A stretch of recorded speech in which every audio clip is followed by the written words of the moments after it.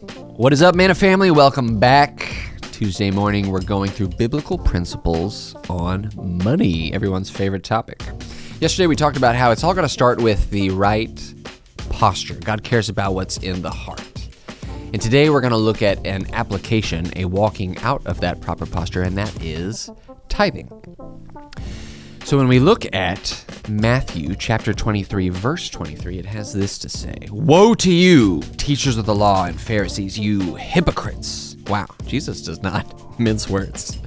"You give a tenth of your spices, mint, dill, and cumin, but you have neglected the more important matters of the law, justice, mercy, and faithfulness. You should have practiced the latter without neglecting the former." Now, Jesus' emphasis here is he's kind of heart-checking the Pharisees. He's saying, hey, where's your heart at? Are you really caring about the people that you've been entrusted with to steward? But he's also saying, hey, you are still called to tithe. You shouldn't neglect these things as well. And so we see here in the New Testament that tithing is a biblical imperative. Now, tithing first appears in the Old Testament in Genesis 14:20. Abraham gives a masar. I don't know if I pronounced that correctly, but it felt pretty good. And masar literally means a tenth. Now, some people, and scholars even, will point to verses like Galatians 3:15 and Romans 5:7, and they'll claim that tithing is no longer a biblical imperative.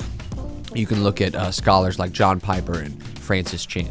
But even these scholars would say, hey, you know what, tithing, we're not under that law anymore, but we are still called to be generous. And so I say that because no matter which camp you are in, tithing is still a biblical imperative or it isn't. All scholars, and I believe all believers, when we look at the Bible, would agree we are called to be generous.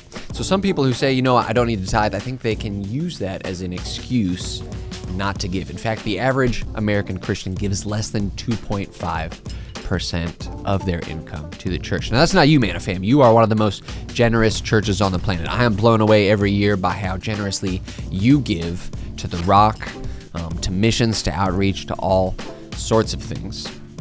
But my point is this, I do believe we are called to tithe, and I would say that that is a baseline. So it's not an issue of being generous. To tithe is simply to be obedient to God's will. And I'll challenge you here, be a little contentious. I would argue that biblical tithing is 10% before taxes. So your total take-home pay, when you looked at how they did it back in the day, the government didn't intercept your income before it got to your bank account the way they do now. People would have tithed 10% of their total take-home pay. And so I would argue that biblically walking that out, that's what it looks like in the here and now. So that is a starting point to a lifestyle of generosity, which we're going to talk about tomorrow. Hope to see you then. But first, before we go, my second favorite burger in Fayetteville, gotta be the bison burger. You can find it at the Mash House. It is delicious. See you tomorrow, Manna fam.